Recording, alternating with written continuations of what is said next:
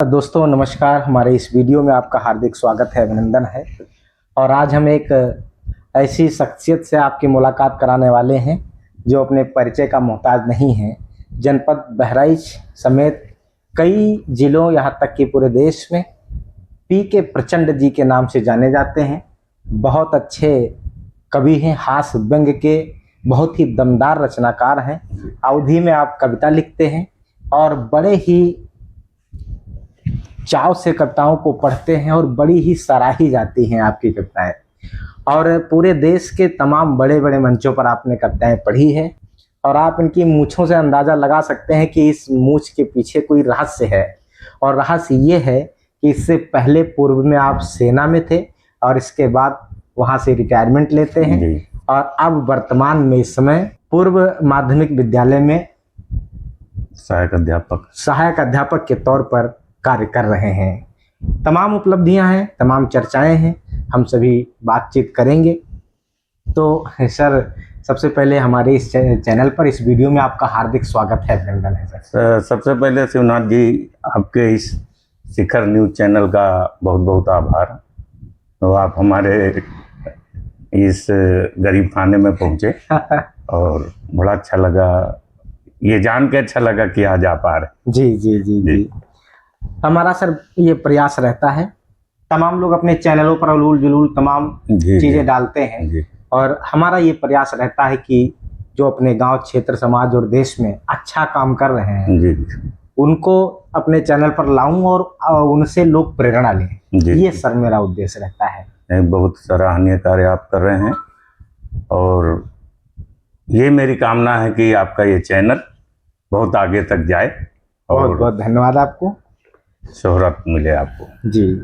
तो सर, कई मुद्दों पर चर्चा करनी है और उसमें शुरुआत हम यहाँ से करेंगे कि आपने अपने जनपद में या यूँ कहें कि पूरे देश में एक अच्छा नाम बनाया है और इसकी शुरुआत कई स्तरों पर होती है, लेकिन शुरुआत में हम आपसे यह जानना चाहेंगे कि सबसे पहले सेना में जब आप थे, सेना में जाने का, सेना में कितने वर्षों का योगदान, कितने वर्षों की सेवा की और कैसा लगा आपको वहाँ पर? सेना में रह करके देश कैसा दिखाई देता है, समाज कैसा दिखाई देता है, जुनून क्या रहता है? देखिए शिवनाथ जी, सेना में जाने का एक, मैं जब पढ़ता था तो जब किसी फौजी को देखता था तो दिल में होता था कि काश हम भी फौज में जाएं। अच्छा। तो काफ़ी दिल में ये उत्कंठा थी कि मुझे जाना है जी। तो मैं तैयारी करता रहता था और सन 1985 को मैं भर्ती हुआ, 85 में। अच्छा। और मैं वायु रक्षा तोपखाने में एक सिपाही के पद पे गया। अच्छा। इसके बाद विभिन्न पदों पे मैंने काम किया जी। और फिर हम तोपखाने से फिर हमारी रेजिमेंट जो है कन्वर्ट हो गई तो हम वायु रक्षा तोपखाने में आ गए। अच्छा। जो जमीन से और एयर में मिसाइलें वगैरह काम करती हैं। अच्छा अच्छा। तो हम उसमें आ गए। लेकिन साहित्य और मंच से हमारा लगाव शुरू से रहा और शुरू से कविताओं के प्रति आपकी रुचि थी। वहाँ जब सेवा में थे तब भी आप लिखा करते थे? नहीं, तब मैं कविता नहीं लिखता था, लेकिन मैं तब रंगमंच कर्मी था। अच्छा अच्छा। और मंचों पे मेरा तब कोई छोटे छोटे स्क्रिप्ट, छोटे लघु नाटका, इस तरह से मैं रेजिमेंट की तरफ से पेश किया करता था। जी। और कई रेजिमेंटों में मैं बुलाया भी जाता था। अच्छा अच्छा। और वहीं से मेरा कुछ अभिनय मेरे बच्चे ने देखा। अच्छा। तो वो काफी उसी लाइन पे चलने का उसने प्रयास कर दिया। अच्छा। जबकि मैं उसको सेना में एक अधिकारी बनाना चाहता था। जी। लेकिन उसकी रुचि जब हमने देखी कि नहीं, अब तो ये थिएटर की तरफ जा रहा है, जी, तो हमने कहा कि बच्चे के रुचि के अनुसार उसको शिक्षा देनी चाहिए। तो मैंने उसको कोर्स भी कराया, इफ्ता से कोर्स कराया। अच्छा अच्छा। एक्टिंग का। और आज मेरा बेटा अच्छा परफॉर्मेंस कर रहा है। जी। मुंबई में है, उसका थिएटर है द चक्रवर्ती थिएटर्स ग्रुप। अच्छा काम चल रहा है। The Chakravarti theatres group. जी हाँ, मैंने भी देखा है, अनुभव जो है किया है कि बहुत ही अच्छे कलाकार हैं। एक बार केडीसी में जी उनका कार्यक्रम लगा था जी। और उस दरमियान मैंने देखा कि किसी भी परिस्थिति को, घटना को हूबहू उतार देना। जी जी। तो इसके लिए भी मैं आपको बधाई देता हूँ। चलिए। एक सवाल उसी में अभी मैंने किया था आपसे जी कि जो देश है, जी, देश हर व्यक्ति के दिल में जिंदा रहना चाहिए। बिल्कुल रहना चाहिए। और आप सेना में थे, सेना में रह करके जिस तरह से देश को आपने अनुभव किया है, देश को जिया है, जी। क्या करना चाहिए एक व्यक्ति को अपने देश के लिए? नहीं, देखिए, ये केवल सैनिक का ही उत्तरदायित्व तो नहीं है।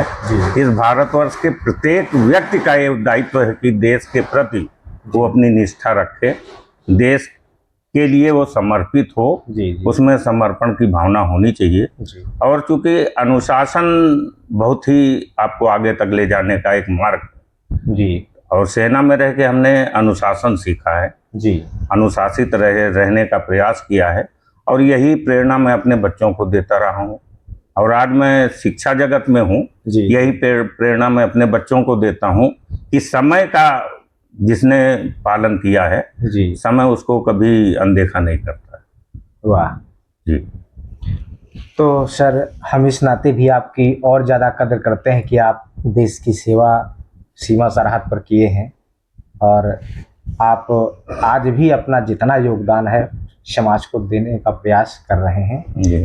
तो खास करके हम आते हैं आपके कविता जीवन पर, और कविता जीवन में भी आपने वही अनुभव, जी। वही शिक्षाप्रद कविताएं, लोगों को हंसाने का काम। आज के दौर में इतनी व्यस्तता में लोग हंसना भूल जाते हैं, जी। और आप जब जाते हैं मंचों पर तो वहाँ एक अलग प्रकार की समा बन जाती है, और जी। हंसी किसी की रुकती नहीं है। जी। मैंने खुद देखा है। तो चलिए। कविता करने के लिए आप मंचों पर कब से जाने लगे, और कैसे आया कि अब हम कविता पढ़ने के लिए, कविता लिखने के लिए जी मंचों पर जाएंगे? शिवनाथ जी, जब मैं सेना में था तो एक स्मारिका निकली थी जी उसी टाइम में 85 के दशक में। जी। तो उसमें मैंने कुछ लिखने का प्रयास किया था। अच्छा। लेकिन जब मैं वहाँ से आने के बाद शिक्षा जगत से जुड़ा, जी।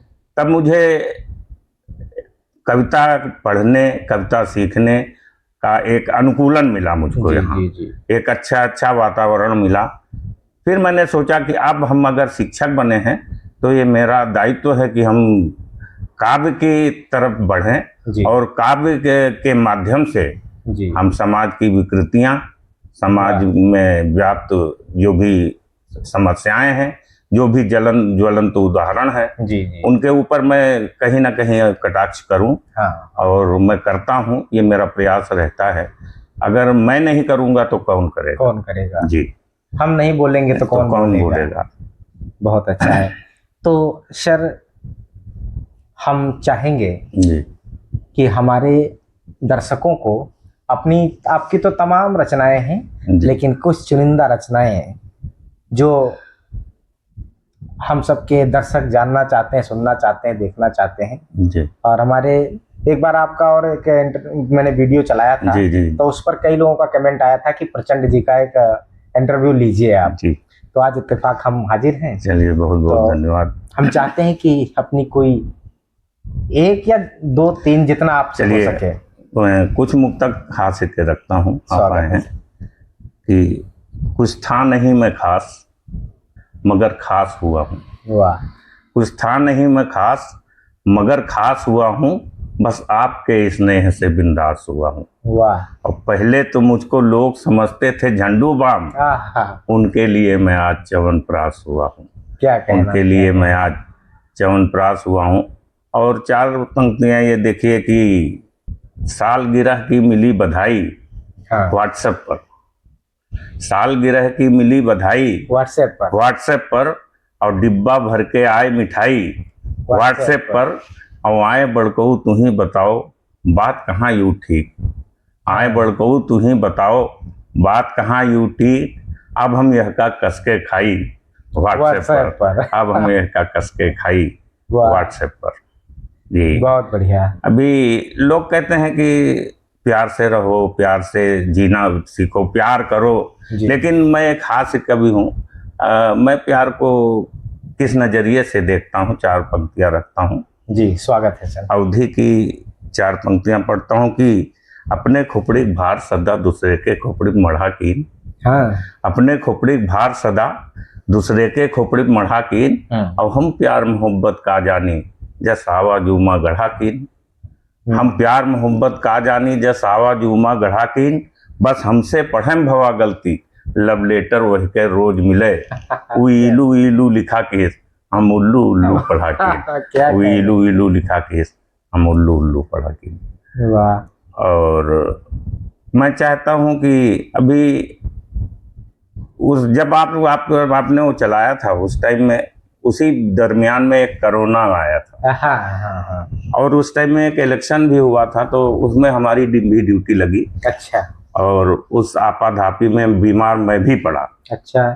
और बीमार पड़ा तो जिधर सुनाई दे आज वो नहीं रहे, आज वो नहीं रहे। अच्छा, मतलब डर पैदा हो गया। तो एक डर का माहौल पैदा हो गया था। हाँ। और मैं इस डर से लोगों को निकालना चाहता था जी। तब हमने 4 पंक्तियां लिखी कि हमने कहा डरने से काम नहीं चलेगा जी। तब हमने 4 पंक्तियां लिखी कि परा रहा दिन रात करोना, मन ही मन धुंधुआत करोना। हाँ। परा रहा दिन रात करोना, मन ही मन धुंधुआत करोना। और हम जो मन का छोट करी तो हमहुक लेके जात करोना। हम जो मन का छोट करी तो हमहुक लेके जात करोना। और डर के आगे जीत है भैया सांझ बात बतलाई तुमका। हम प्रचंड जब रूप दिखावा खाई हमसे मात करोना। हम प्रचंड जब रूप दिखावा। और उस टाइम का जो माहौल शहर का था जी शिवनाथ जी कि घर से निकलना बड़ा दूभर था। जैसे बाहर निकलो वैसे कोई ना गाड़ी आ जाती थी, कैसे आप कहाँ घूम रहे हैं। जी। तब हमने एक छंद लिखा, वो छंद आपको सुनाता। जी स्वागत है सर। कि दौड़ दौड़ सड़की पर काहे तुम जाए रहो, पुलिस के डंडन से ऐसे पिटई हो तुम। हाँ। और सगरी दोपहरी ठाड़ गोला में रहे परी तब जाग नूरा मिनटे ठौर पई हो तुम। और हाल ना बताए पई हो जूके मलाल जौन, रोए रोए गई हो और गाय गाय रोई हो तुम। और हफ्तन चिल्लई हो तुम खटिया पर परे परे, लागत है फिर से कोरोना बलई हो, लागत है फिर से कोरोना बलई। क्या कहने सर। सर एक कविता और आपकी मैं सुना करता हूँ जी, और उसे दर्शकों ने बहुत सराहा है, या उसको आप मंचों पर भी पढ़ा करते हैं। जी। वो जो था कि प्रेमी ने कहा प्रेमिका से, ये कुछ ऐसे करके है। जी। हाँ। और जब ये प्रेम की बात चली तो हम आजकल का जो आधुनिक प्रेम प्यार है वो कितना टिकाऊ है जी। तब हमने एक छंद लिखा जी, वो आपको सुनाता हूँ, शायद आप वही सुनना चाह रहे हैं। हाँ, जी। कि डरते हुए प्रेमिका ने कहा बॉयफ्रेंड से कि माफ करना जानू मैंने बात ये छिपाई है। डरते हुए प्रेमिका ने कहा बॉयफ्रेंड से कि माफ करना जानू मैंने बात ये छिपाई है। और अनमैरिड खुद को बताती रही आज तक, पिछले ही साल मेरी हो गई सगाई है। अनमैरिड खुद को बताती रही आज तक, पिछले ही साल मेरी हो गई सगाई है। तो हंस के बोला बॉयफ्रेंड बस इतनी सी बात, हंस के बोला बॉयफ्रेंड बस इतनी सी बात, नाहक में अपने दिल पे तुलाई है। और आज मेरे घर चल तुझको मिलाऊं मैं, मेरे 4 बच्चे और घर में लुगाई है। क्या कहना जी। ये सर आपने अभी तक जो भी रचनाएं यहाँ पर पढ़ी जी, सारी अवधि में लिखते हैं? जी, अवधि में भी लिखता हूँ, खड़ी में बोली में भी लिखता हूँ। अच्छा। लेकिन अधिकतर चूंकि अपनी भाषा अपनी माटी की जो सुगंध है जी, वो कुछ अलग ही उसका स्वाद है। मैं यही कहने वाला था कि कहीं आपका प्रयास ये तो नहीं है कि मेरी कविताएं गांव के परिवेश में रहने वाले व्यक्ति भी आसानी से समझ पाए? चूंकि मैं चाहता हूं कि ग्रामीण अंचल का एक पिछड़ा से पिछड़ा आदमी भी यदि मेरी कविता सुने जी, तो मैं क्या कहना चाहता हूं उन भावनाओं तक वो पहुंचे। जी। इसलिए मैं अवधी भाषा में ज्यादातर कविताएं लिखता हूँ जी, और अवधी से मुझे प्यार है जी। आपको विभिन्न प्रकार के सम्मान भी मिले हैं जी। हम अगर देखना चाहें तो ये पूरा तो नहीं कहेंगे, थोड़ा सा हिस्सा आपके सम्मान का जो आपको प्राप्त हुआ है, कुछ आपने यहाँ केबिन में लगा रखा है, बाकी आपके और अन्यत्र जो घर हैं वहाँ पर तमाम पुरस्कार जी, सम्मान जी, रखे हुए हैं। मैं खुद जी। जाया करता हूँ, देखता हूँ। तो आप लोग भी देख सकते हैं कि इस तरह से चारों तरफ से ये जो मेडल, ये पुरस्कार, मोमेंटो जो है, इस चीज़ की गवाही है कि आपने कितनी उपलब्धि, कितनी ख्याति कविता जगत में प्राप्त की है। और उसके साथ साथ में जो आप सर अध्यापन कार्य करते हैं, जी, कितना रुचि के साथ करते हैं। और वो जो सेना का जीवन था जी। और एक अध्यापक का जीवन जो जी रहे हैं, दोनों में मजा तो दोनों में आपको आया होगा। और आप इतने कर्तव्यनिष्ठ और ईमानदार व्यक्ति हैं कि आप अपने हर कार्य को बड़े तल्लीनता से करते हैं। शिक्षक के रूप में आप कैसा योगदान दे रहे हैं? देखिए गौतम जी कि सेना में चूंकि मैंने अनुशासन सीखा जी, लेकिन जब मैं बच्चों से संबद्ध हुआ जी, तो चूंकि अनुशासित रह के बच्चों को पढ़ाना और मैं बच्चों को बिल्कुल एक दोस्त की तरह से ट्रीट करता हूँ जी। और यही कारण है कि मेरे बच्चे तो पहले मैं विद्यालय में गया तो मूछें देख के भागे। अच्छा। कुछ बस्ते दिखाई दिए जी। और जब मैं मतलब बहुत दबंग किस्म का जी, पर्सनालिटी आपकी जब मैं गया तो मुझे बच्चों की संख्या दिखी जी। और थोड़ी देर बाद में जब चार्ज लेने के बाद आया क्लासरूम में तो केवल बस्ते रखे हुए थे। अच्छा, और बच्चे कोई नहीं थे। लेकिन 2-4 दिन ऐसा लगा मुझे, लेकिन जब बच्चों ने मुझे समझा, जी, मैं उनके साथ खेलता हूँ, उनको खिलाता हूँ, उनको कहानी सुनाता हूँ, अच्छी अच्छी कविताएं सुनाता हूँ, तो बच्चे बहुत आकर्षित हुए मुझे हमारे प्रति और बड़े ही लगाव से हम आते हैं तो अब वो डरते नहीं हैं, बिल्कुल अपने दोस्त की तरह से बात करते हैं। तो अच्छा लगा। और क्योंकि शिक्षा जगत में जब आया तब हमने इस लाइन को और यानी शिक्षा से मैं काव्य की तरफ जब बढ़ा तो मुझे एक रास्ता मिल गया आगे जाने का। और मैंने सोचा कि अब मैं चल दिया हूं तो अब रुकूंगा नहीं, इसलिए ये निरंतर मैं चलता रहता हूं, कुछ ना कुछ मैं डेली लिखता रहता हूं और लेखन जारी रखना चाहता हूं जब तक जीवित हूं, साहित्य और समाज की सेवा करना चाहता हूं।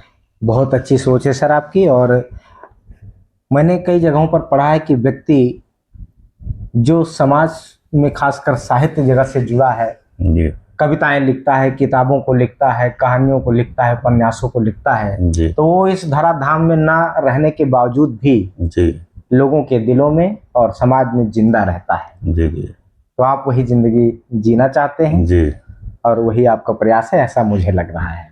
हाँ, ये इसी प्रयास की वजह से मेरी एक संस्था है अवध वाटिका साहित्य संस्थान, उसका मैं अध्यक्ष भी हूँ और उस संस्थान को मैंने खड़ा किया है और अच्छा काम हम चाहते हैं उस संस्थान के माध्यम से हमारे समाज में ऐसी ऐसी प्रतिभाएं हैं जो कि मंच नहीं पाते हैं, इसलिए वो वहीं रुक जाते हैं। हाँ सर, यहाँ मैं आना चाहता था। मैंने कई बार देखा कि तमाम नवोदित कवियों को जो लड़के हैं लिखना चाहते हैं उनको आप बड़ा प्रोत्साहित करते हैं और आप कभी कभी पोस्ट भी डाला करते हैं कि वो जो अवध वाटिका के अंतर्गत जो आप वहाँ काव्य गोष्ठी करते हैं उसमें ऐसे प्रतिभाओं को आमंत्रित करते रहते हैं आप।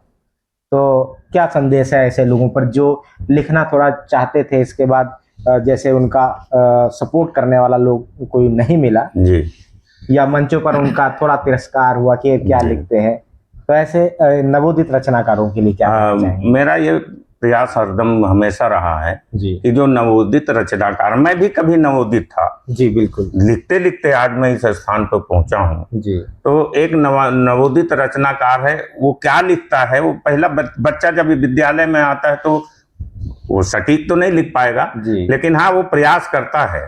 तो जो भी नवोदित रचनाकार आता है उसको मैं सोचता हूँ कि पहले वो लिखे, क्या लिख रहा है, क्या लिखने का उसकी चेष्टा है, उसकी लिखना क्या चाहता है वो देखता हूँ और फिर उसमें क्या त्रुटियां हैं, क्या मानक है, काव्य का क्या मानक है, उसके अनुसार अगर दोहा लिख रहा है तो उसमें कितनी पाई कितनी मात्राएं होनी चाहिए, गजल लिख रहा है तो कितना, गीत लिख रहा है तो उसका क्या मानक है, तो ये समझाने का प्रयास करता हूँ। और साथ में मैं उस गोष्ठी या उस कार्यशाला के माध्यम से जी मैं नवोदित रचनाकारों को आगे बढ़ाने का प्रयास करता हूँ। जी मेरे अधीन जो भी मंच आते हैं मैं उनको मंचों पे ले जाने का प्रयास करता हूँ जी और सोचता हूँ कि जब इनका सम्मान होगा तो ये भविष्य में जरूर सरवाइव करेंगे, आगे बढ़ेंगे। इस उद्देश्य से मैं लगातार ये कार्य करता रहता बड़ी अच्छी सोच है सर। और कई लड़के जो हैं हमें मिलते हैं, कहा करते हैं हूँ। जी कि मंचों पर सिर्फ बड़े बड़े कवियों का ही आदर सम्मान होता है और हम लोग नहीं जान पाते हैं तो कोई बताने वाला भी नहीं रहता है। जी तो उस पहलू पर आप काम कर रहे हैं कि उन्हें ऐसा ना लगे कि हमारे साथ जी ऐसा कुछ हो रहा है कि हमें सिखाया नहीं जा रहा है। तो गोष्ठी में भी वो आ सकते हैं। बिल्कुल आ सकते हैं, उनका स्वागत है। जी और गोष्ठी ये कार्यशाला इसीलिए है, जी अगर वो साहित्य के प्रति उनका समर्पण है, जी साहित्य के प्रति रुझान है, जी तो ये मेरा पूरा प्रयास रहता है कि कहीं ना कहीं उसको पहले कुछ कविताएं वो लिखे, फिर उसको जल्दी से जल्दी कोई मंच दिया जाए। जी जी और जब वो मंच पे आ जाता है तो जाहिर है कि वो धीरे धीरे चलना था। अगर बच्चा खड़ा होने लगा हाँ तो चलेगा भी, जी और वो चलता। कई हमारे हमारे इस संस्थान की कई कवित्रियां हैं जी जो वाह तक गई हैं, जी, कई जी। लोग हैं और अच्छे अच्छे मंचों पे आज पढ़ रहे हैं। जी बस भले वो हमको ना याद करें, वो उससे मतलब नहीं है, जी। लेकिन मेरा मतलब है कि मेरा एक शिष्य आज वहाँ है, इस हाँ, बात इस से बात मुझे से खुशी होती है। सर इन मूछों का क्या रहस्य है? इतनी मतलब है भी नहीं नहीं, देखिए मूछों का रहस्य एक तो हमारे पिताजी थे। अच्छा तो हमारे यहाँ मूछों का जो रिवाज है अच्छा वो पुश्तैनी है। अच्छा तो हमारे बाबा जी भी बहुत मूछ रखाते थे, हमारे पिताजी भी रखाते थे। अच्छा और मैं भी रखाता हूँ, और मैं इसलिए रखाता हूँ कि क्योंकि मैं इस सर्विस से निकल के आया हूँ। जी तो वहाँ जैसे हमारे एक वो हैं, एक कवि जी हैं, अच्छा महेश्वर बख्श सिंह, वो जी। कहते हैं कि पूरी है सफा चट कहीं हाफ में है मूछे। अच्छा मतलब आज के परिवेश में कहीं पूरी है सफा चट कहीं हाफ है मूछे, क्या मर्द के व्यक्तित्व के खिलाफ है मूछे। तो अगर हम मर्द हैं, हम पौरुष है हम में, तो उसका एक स्लोगन जान लीजिए कि मोछ रखना चाहिए। जी। और मोछ एक, जैसे कहते हैं शिवनाथ जी के पहले जो मकान बना करते थे तो उसमें ड्योढ़ी हुआ करती थी। हाँ तो उस ड्योढ़ी का मतलब ये नहीं है कि एक बात है, ड्योढ़ी का मतलब है एक मर्यादा।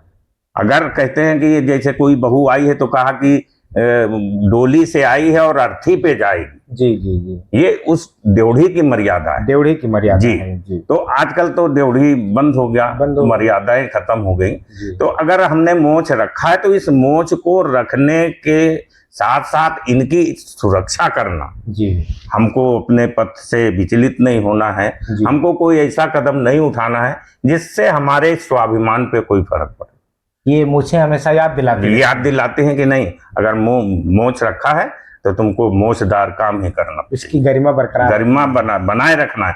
इन मूछों से हमको ये प्रेरणा मिलती है कि आपने मोछ रखा है तो आपको मोछ की गरिमा रखनी है जी। इसलिए बस ये एक सीधा सा ठंडा है। और कोई रचना सर? और चलिए अभी गौरैया संरक्षण का टाइम आ रहा है जी। देखिए मैंने इस विषय को लेकर के थोड़ा कहाँ से हाथ से पैदा करने का प्रयास किया जी। एक रचना सुनाता हूँ कि एक चिड़ा था एक चिड़ी थी जी। चिड़ा मतलब नर और मादा का प्रतीक मैंने लिया जी, कि एक चिड़ा था एक चिड़ी थी जी, जब दोनों की नजर लड़ी थी। हाँ। एक चिड़ा था एक चिड़ी थी जब दोनों की नजर लड़ी थी। फिर से पढ़ दीजिए। एक चिड़ा था एक चिड़ी थी हाँ, जब दोनों की नजर लड़ी थी हाँ, और एक दूजे में ऐसे डूबे भूल गए सारे मंसूबे हाँ, और होनी थी उनकी बर्बादी फिर दोनों ने कर ली शादी। अच्छा। और प्रचंड समस्या तभी ये खड़ी हो गई, चिड़ा चिड़चिड़ा और चिड़ी चिड़चिड़ी हो गई। चिड़ा चिड़चिड़ा और चिड़ी चिड़चिड़ी हो गई। और मैं चाहता हूं कि आपको एक नई गजल मैंने अभी लिखी है, जी जी जी, तो मैं चाहता हूं कि उस गजल से आपको रूबरू करवाऊं। बिल्कुल बिल्कुल, तो स्वागत है सर। जी, एक गजल का मतलब ये देखिए कि तमको दूर भगाना सीखो, तुमको दूर तमको भगाना सीखो। तमको दूर भगाना सीखो, दीपक नया जलाना सीखो। क्या कहना। तमको दूर भगाना सीखो, दीपक नया जलाना सीखो, आए तेज हवा के झोंके उनसे भी टकराना सीखो। क्या कहना। आए तेज हवा के झोंके उनसे भी टकराना सीखो, और सुख दुख तो जीवन के पहलू, सुख दुख तो जीवन के पहलू, जी, मुश्किल में मुस्काना सीखो। क्या कहना। मुश्किल में मुस्काना सीखो, और जाति धर्म के भेदभाव को जड़ से आज मिटाना सीखो। क्या कहना। जाति धर्म के भेदभाव को जड़ से आज मिटाना सीखो, और भय फैला हो घनघोर तिमिर तो, फैला हो घनघोर तिमिर तो तुम प्रकाश बन जाना सीखो। क्या कहना। फैला हो घनघोर तिमिर तो तुम प्रकाश बन जाना सीखो, और घायल की पीड़ा को समझो, घायल की पीड़ा को समझो, तब मरहम बन जाना सीखो। वाह। घायल की पीड़ा को समझो, तब मरहम बन जाना सीखो, और अमन चैन यदि चाह रहे हो, अमन चैन, अमन चैन यदि चाह रहे हो, सबको गले लगाना क्या सीखो। कहने। वाह। अमन चैन यदि चाह रहे हो, सबको गले लगाना सीखो, और प्रचंड देश की रक्षा के हित सरहद पे कट जाना सीखो। क्या कहने। प्रचंड देश की रक्षा के हित सरहद पे कट जाना सीखो। और शिवनाथ जी, अभी पर कल शायद पर्यावरण दिवस था। हाँ हाँ हाँ, 5 तारीख को। 5 तारीख को क्यों ना हम पर्यावरण की बात करें। बहुत अच्छा, बहुत और अच्छा। पर्यावरण दिवस पे मैंने एक गीत लिखा जी, और काफी लोगों ने सराहा। जी, वो गीत आपके सामने रखता हूँ। स्वागत है सर। कि अगर धरा पर पेड़ न होते, अगर धरा पर पेड़ न होते, हम जीवित रह पाते कैसे। अगर धरा पर पेड़ न होते, हम जीवित रह पाते कैसे। आम संतरे इमली जामुन खट मिठे फल पाते कैसे, और हरी डालियों के झुरमुट से कोयल कैसे गाती गीत, और मीठे मीठे बोल सुना के सबका मन है लेती जीत। वाह। मीठे मीठे बोल सुना के सबका मन है लेती जीत, और हर श्रृंगार सेमल पलाश पर भौरे फिर मंडराते कैसे। वाह। अगर धरा पर पेड़ ना होते, हम जीवित रह पाते कैसे। और गीत का अगला बंद देखिए कि बिन पेड़ों के कैसे मिलती दुनिया को जनजीवन, बिन पेड़ों के कैसे मिलता दुनिया को जनजीवन, और बिना वृक्ष नहीं है संभव पृथ्वी पर ऑक्सीजन। बिना वृक्ष नहीं है संभव पृथ्वी पर ऑक्सीजन, और नील गगन से गरज गरज कर बादल पानी बरसाते कैसे। अगर धरा पर पेड़ न होते, हम जीवित रह पाते कैसे। और फिर हमने इस बंद में एक संदेश देने का प्रयास किया जी, कि पेड़ों पर हम सब हैं निर्भर, आओ पेड़ लगाएं। वाह। पेड़ों पर हम सब हैं निर्भर, आओ पेड़ लगाएं, और हरा भरा भारत हो अपना गीत खुशी के गाएं। क्या है। हरा भरा भारत हो अपना गीत खुशी के गाएं, और पेड़ बिना मुश्किल है जीना, स्वस्थ भला रह पाते कैसे। अगर धरा पर पेड़ न होते, हम जीवित रह पाते कैसे। वाह। पेड़ लगाना बहुत आवश्यक है, और सारी रचनाएं आपकी कोई ना कोई संदेश देती हैं। मैंने सोचा माँ पे कुछ कहा जाए। जी जी।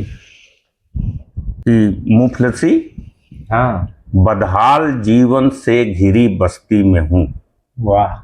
मुफलसी बदहाल जीवन से घिरी बस्ती में हूँ, और जो भंवर में है फंसी बस मैं उसी कश्ती में हूँ। वाह। जो भंवर में है फंसी बस मैं उसी कश्ती में हूँ, और ये मेरी माँ की दुआओं का असर मुझ पे प्रचंड, हो नहीं सकता मेरा कुछ इसलिए मस्ती में। क्या कहने। हो नहीं सकता मेरा कुछ।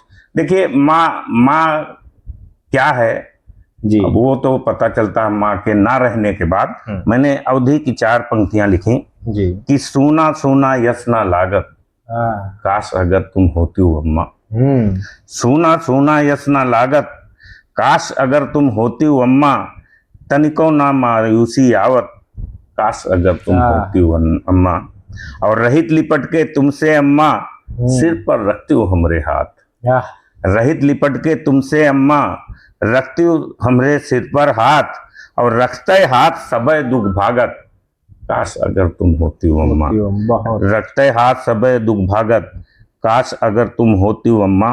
और मैं सोचता हूँ कि आजकल की जो राजनीति है, मैं थोड़ा राजनीति पे थोड़ा कटाक्ष करना चाहता हूँ जी। कि महंगाई का मूल रही है, जनता के प्रतिकूल रही है।